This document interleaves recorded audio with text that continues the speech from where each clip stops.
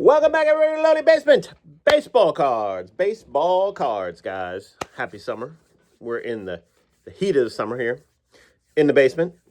We've have a few days off, little vacation before the National, which is part of the vacation, I suppose. It's all one vacation. So we've been spending our time by the pool, swimming with the boys, doing all the summer stuff, the water parks, and went to the fair last night. What is more American than, a little Dr. Pepper with some pickles? Yeah, they put the pickles, right? Dr. Pepper. Yeah, tasted like a Dr. Pepper with pickles in it. It was good, $10. It's true. A little fried dough, a little roller coasters, and a little Americana. And what is more Americana than baseball cards, guys? And on Sunday, we did run over to the Garfield show. Great time at Garfield. We ran into our friend Sammy Thunder. We were given a quest by Sammy. We won't tell you what the quest is, but I was given a quest. That's right. And Mookie Chilson, who will come up later in the program. Mookie, great to see you. And a new friend, Mike, the vintage composer. Check out his channel. I just watched his 1955 Bowman video, which was beautifully done. He does not turn on the camera like me and just talk into it. I promise. Check out Mike, the vintage composer. Great dude. We talked a long time. I talked. He probably listened more than me. But, you know how it is.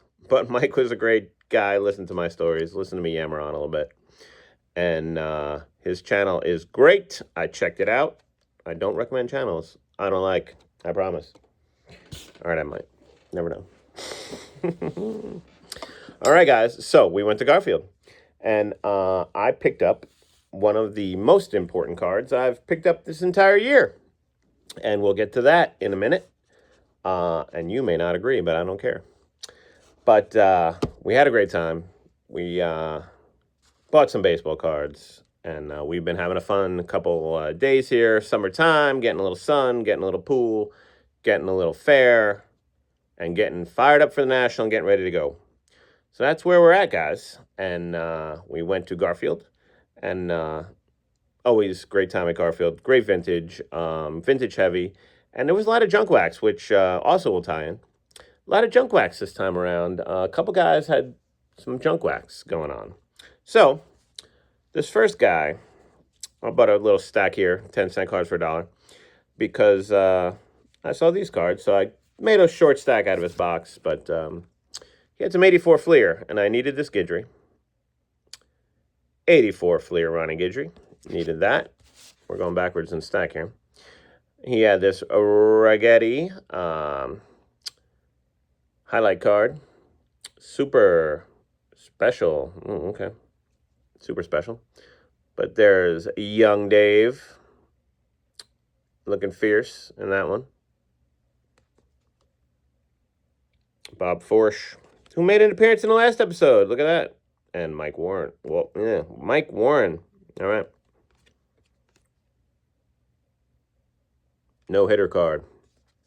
That's why Mike's on there. This is the no-hitter card. 1983. I bought the card. I didn't even look at what it was. No hitters. Dave famously threw a no-hitter on July 4th, missing the All-Star game. See, this is weird. Wait for it. Missing the All-Star game, and he was mad that he wasn't going to pitch in the All-Star game because he needed to pitch on July 4th. And why did he need to pitch on July 4th in the All-Star game when he threw his no-hitter? Because Billy Martin said so. 86 Topps, Billy Martin. One of my favorite cards. Love the 86 Topps, Billy Martin. And it was in there for 10 cents. I'm taking it. Taking it. Billy told Dave, get on the mound and pitch. All-Star game don't matter. Season matters. That's right, Billy. There was one more 84 Fleer in there. A Greg Nettles for Mr. Greg Miller. With the stash. Not frequently with the stash, but he did bust the stash out for his 84 Fleer. Fielding pose, which it's funny, a lot of his cards are hitting, but you could argue He was a better fielder than he was a hitter, although he was a pretty good hitter. What do we have here? We found a Bernie in there. Nice Bernie Williams. Burn, baby, burn. That's 98, right? Yeah, 98. These are all sets I didn't collect, and I always forget. I'm sorry, 94. 94. 94 Bernie. This one was okay. 07. 07 Johnny Damon, who I hated, but then I liked him for a while when he came to us. But I watched Johnny hit a home run in person that we will not talk about right now in 2004 in Game 7. All right. Robinson Cano, beautiful. Robbie, don't you know? This is a good set. Obviously, like I said, I haven't collected a lot of these, but I like this set. I like the black, the borders, the little dots. That's a nice one.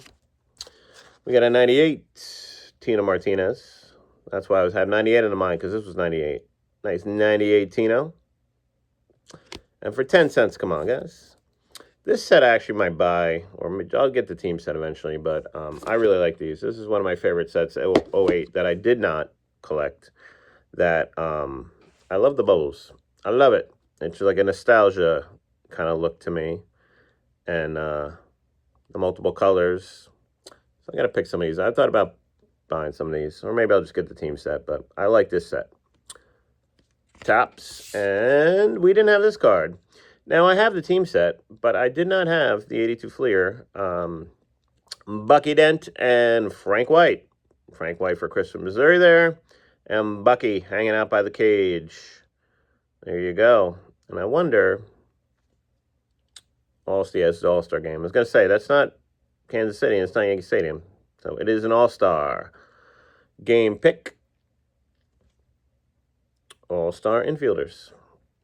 So that will go in the Fleer box in the Yankee area. There you go. Now, we went to another guy. We did buy some vintage. We are getting vintage ready for the National. And we picked up this beautiful 1955 Steve. Now, this one, Crawley, you think? Crawley? This guy, I know the name, but I don't know how to say it very well. Crawley, I think, maybe. But he barely played. There's his nice 55 tops. But he did pitch 2 games, 0-2 for the New York Yankees. He was a Korean War guy, Korean War veteran. Mr. Steve was. And he had a few moments, but had some arm trouble. And there's the beautiful back. He had some big years in the minors, though, if you look him up. He had some really good years in minors. Just his ERA was like 3.24 in 2 games, but there you go. There is Steve. That is a beautiful. The 55 tops with the yellow border, yellow backgrounds are one of my favorite cards of all time. I love the Phil Rizzuto. That's why I bought a good copy of that one. And I just love the 55 tops with the blue, with the yellow, the blue on the bottom, the yellow, the picture and the pose. Favorites. Favorites in the basement. And we got these two cards for $10. He had them, I think he had them at 15. Actually, I had to haggle a little bit for the 10. He kind of was like, But he said, you bought me for me before. So he came down to 10. We got a little Eddie Robinson action. Eddie was a long-time player, coach, executive, the whole bit. He, actually, this is a Cleveland Indians World Series champion. You don't see a card of a Cleveland Indians World Series champion every day. Sorry, guys. Sorry, Warren. Sorry, Scott. I'm sorry. I know. It's hard. Eddie Robinson, and that is cool right there. Diving back in, getting the tag on him. Eddie was a very solid player for a long time. Very solid coach. All kinds of stuff. Eddie played forever. Long time. There you go. And that is a nice copy of his 56 tops. All right. So, what is so important that I got at the Garfield Show? We'll start a little backwards. But I got a stack of 40 cards here. Because I needed to buy one card. And I couldn't just buy one card for 10 cents. I needed to buy a stack. I ended up with a 40-card stack. We got a good deal. And once I found the card I wanted, I needed to buy some more just to make it worth the time. So what did we get in this stack? We got a Stadium Club Jim Leyritz. That is a great picture of Jim. Jim who had his problems, but Jim post-playing, but Jim was a great player, great Yankee. I remember him coming up in '89. He was going to be a very solid player, and he was. He was never a star, but he was a clutch. Some big home runs in the '90s. Joe Girardi Heritage. I love my Yankee Manager cards, and this card I did not have. Saw this in the box. It's got a big stack of Yankees, a Yankee row. So I kind of flipped through once I realized I needed to buy one 10-cent card. We bought a stack. There is Joe Girardi playing. Look at that. I didn't even realize they were back-to-back. Who was that? Joey Cora? Joey Cora sliding in there. What is this one now in the year? 97. This is a 97. Upper Deck. Beautiful. Saw the leaf on this one on the Griffey. Had to grab the leaf just because it was a leaf. Ken Griffey Sr. on the 85 leaf. He had some Upper Deck in there, and we grabbed some stuff we didn't recognize that we definitely had. I have some of these cards in a pile, but the Steve Balboni, Donnie's caddy once or twice in his career, the Righetti, that's beautiful. 2 Righettis today. I think I might have this, but whatever. Kevin Moss, the Upper Deck Kevin Moss. There it is. The Yankees checklist on the back. And a beautiful Kevin Moss with the stadium behind him. We might have that one. Alvaro Espinoza, a classic bad Yankees team shortstop. Still love Alvaro. We grabbed a Kevin Moss. Now this card has Kevin on one knee. And the other card we got the other day, he was on one knee swinging. So I don't know, Kevin was on his knees here. Come on, Kevin, stand up. And this stack, we can go through. This stack basically, if it's not the whole thing, it's 92 tops. It's basically the team set. If it's not the whole team set, it's pretty darn close. So I saw the whole stack. I don't have a lot of 92 tops. I have a little bit. This is when I kind of started fading out. The 192 into that era, I started fading out. So I definitely don't have all these cards. I might have half of them, maybe less, but I just grabbed every one he had. And I'll sleeve them up. There's the Tim Leary. Pascual Perez, as we all remember the Jerry Curl. Wade Taylor. Wade was thought to be something for a minute there. Lee Guterman. Pat Kelly. I love Pat Kelly. I watched Pat Kelly rip a double down the line, right down the third base line in Memorial Park in Baltimore when we went to a Yankee-Baltimore game when my dad took us down there one time. Did the Inner Harbor and went to Old Memorial Stadium. It was July 4th weekend, and it was hot. We were completely exposed in the top, and it was hot as heck. And we lost, but Pat ripped one down the line. Never forget. Speaking of memories, Jesse Barfield. There you go. I saw Jesse Barfield hit a home run at Fenway Park when my dad took me to Fenway to watch a Yankee-Red Sox game. And old Jesse there pretty much was the highlight of the game. We lost pretty badly, but Jesse did hit a home run. Eric Plunk, oh God. Eric Plunk. Traded for Ricky Henderson with Greg Cadaret and Luis Polonia. Thank you, George. Matt Noakes. Matt Noakes cards were hot at one point. Little Kevin Moss, he's back. Might have this card, but I just grabbed all of the 92 tops. Figured this is pretty close to the damn team set. I already have the Donnies, so let's move it along here. John Habian, remember him? He was a bullpen guy. Scott Sanderson, another guy we thought, hey, Scott might be the ace. No, not really. Steve Sachs. Steve Sachs was a good player. I always loved Steve Sachs, and he was good with us. He got rid of his yips there, but he was a very good hitter. All-star type player. Jeff Johnson. Bob Guerin, the catcher. Mike Witt, we got him when he wasn't any good, but Mike Witt was pretty darn good for a couple of years with the Angels. My friend of yours, Steve Howe of the Cocaine Problem. But he could still throw, even after his long break. He could still throw. He had some good games with us. He had a good year, but poor Steve, R.I.P. Roberto Kelly traded to the Reds for Paul O'Neill, and I was pissed. I was wrong. Mel Hall. Have fun in jail, Mel. Don't pick on Bernie. Donnie standing up for Bernie. Shutting down Mel Hall in the clubhouse back in the day. And there was Buck, part of the architect of turning the team around, starting pretty much in 92. Hensley Mullins. Bam Bam! Hensley Mullins. He was going to be big. Not so much. Scott Kamenicki, Randy Velarde got juiced up at one point and started hitting some home runs. Good for Randy. Steve Farr, the closer, took over for Rigetti. There's Greg Cadaret, traded for Ricky Henderson. And a Brian Taylor. Now, who else is going to give you a bunch of common 1992 Topps cards on their channel? No one. Just me. David Wells, 1998, I believe. I think I looked at this one. This was 98. No, 03. I'm lying. 03. I got 98 on the mind. 03 Fleer Ultra. David Wells, look at that thing. Interesting.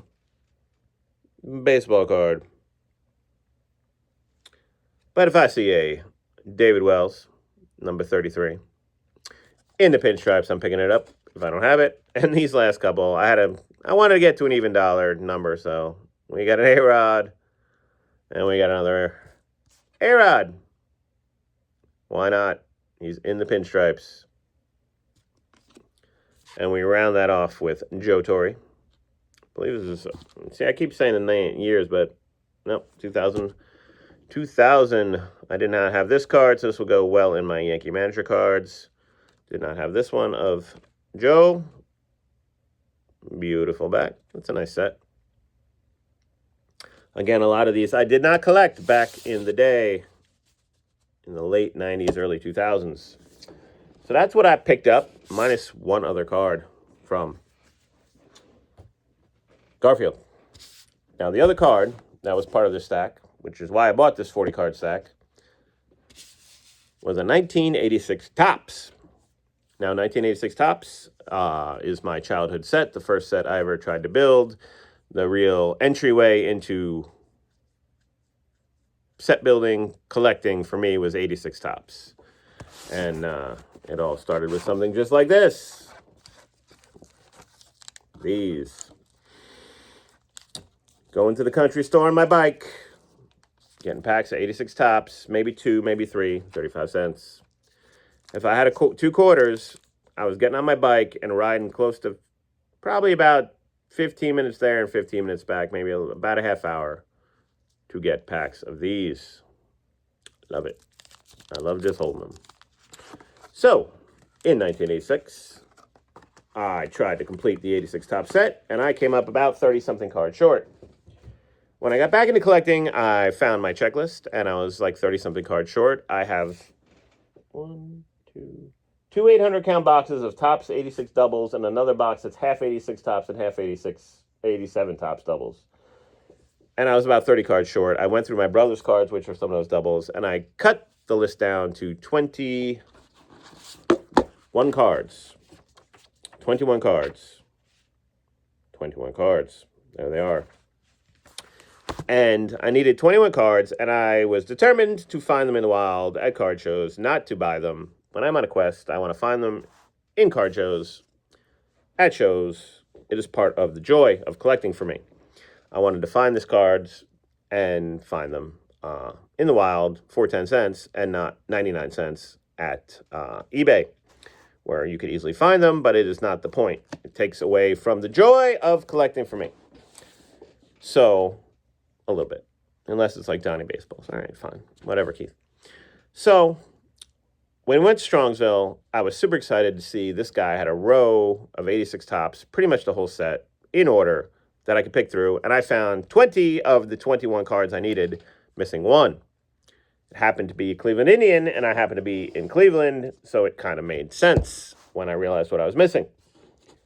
Well, I've been to flea markets. I looked through a dirty 800 count box with 86 tops in it while the boy watched and waited, looking for this card, not there. I've looked at multiple shows for this card, not there. All the while knowing I could buy it on eBay, but that is not the point. So I got to Garfield, and there was a guy who had 2 rows of 86 tops. 2 rows of 86 tops. All right, this doesn't happen every day. There was a lot of junk wax there, like I said. I said, these in order? He said, no. I said, I got to go through them. I went through 2 rows of 86 tops. Big zero card was not there. I wandered around the corner, and I was talking to Mookie Chilson and Mike, the vintage composer. Check him out on YouTube. One more time.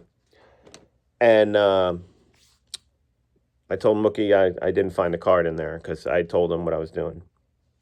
And he said, oh, there's 86 tops right there. Right behind me was another junk wax guy who had a half a row, 3/4 of a row of 86 tops. I said, I'm going in. I went through 98% of it. I was down to the last maybe 20 cards. And there it was. 3 of them. 3 of them. One was very OC top to bottom. One was kind of messed up even more. And one I purchased for 10 cents. The 1986 tops, Pat Tabler. That's right. If you notice, this card is slightly miscut. I actually measured this card against that Billy Martin, and this card is actually longer than it is supposed to be by a hair. It is too big. It should have been cut there. It was not. So quality control of 86 tops, this is perfect. Fits right in with my 86 top set. Pat Tabler completes my 1986 top set that I've been trying to complete since 1986. You know it's 86 tops because it has this here. This is my 1986 top set. 99% of, probably 99% of this, I don't do numbers, has been pulled by me. Maybe a handful of cards pulled by my brother. And then 21 cards were purchased, 20 at Strongsville, and 1 at Garfield. This box is my first 800 count box I ever owned in my life. I don't know if you can tell what white is. This is white. See, I was holding the place. I was holding the place for the Pat Tabler with this, and this is white. This is not. This is my first 800 count box I ever owned in my life. These cards were sorted in team sets. They were sorted in number order. They were on my bedroom floor. They were on the living room table. They were everywhere. Me and these cards have a love affair.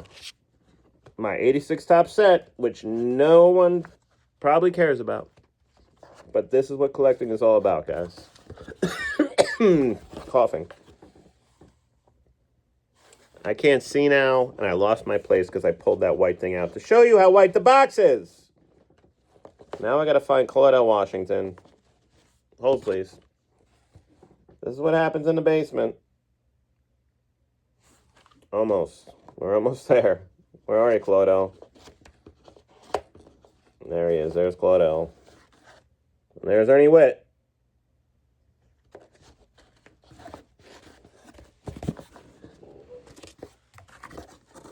Very high tech.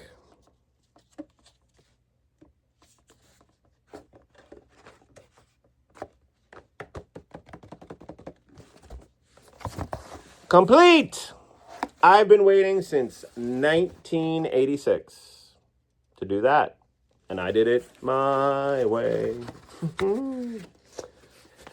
My 1986 top set in my 1986 800 count box, full of acid and yellow, and it will never be changed. And you know it's my 1986 top set because of that. We collect cards, believe it or not, because of nostalgia. It's true. I'm super happy to have done that. I thought I'd find that at the National. If I made a point of it, I'd find it. But there it was at Garfield, with a big assist from my friend and yours, Mookie Chilson. Sammy Thunder was there. Mike, the vintage composer, was there. I was there with friends. I found the card I was looking for. The guy who sold it to me was probably, maybe a hair older than me, but in my generation. And I said, this is completing the set I've been trying to complete since 1986. That's what it's about for me, guys. Putting that card in that box. Buying 1986 tops. Now, you may not see any more 1986 tops on the channel. That may be the last one, because the set's complete. The team sets are long since complete. I bought another Billy Martin for fun. You never know. I can't make any promises. I have a big stack of Don Mattingly's. We may be done with 86 tops forever, but the memories will always remain of our 86 tops cards. And don't be surprised if I sneak a Mattingly or a Billy Martin in once in a while. All right, that's what I got for you guys. After this extravaganza, we're going to get into national mode. We got some great junk wax. We got some 07s. We got a 98. We got some older Fleers for team sets. We got a beautiful Joe Torre. And we got some vintage. Look at that. 55 and 56 tops. Two of the all-time greatest sets to go into our team sets. Oh, look. It's a raw baseball card. I'm touching it. I'm touching it. There you go. That's what it's supposed to smell like. All right, that's what I got, guys. I'm running on here. We'll be back with some more pickups. We'll be back with our national thoughts, if we have them. I don't know I'm going to have them, but we'll see, because we just show up and buy baseball cards like Pat Tabler's from 1986 tops. Have a good one.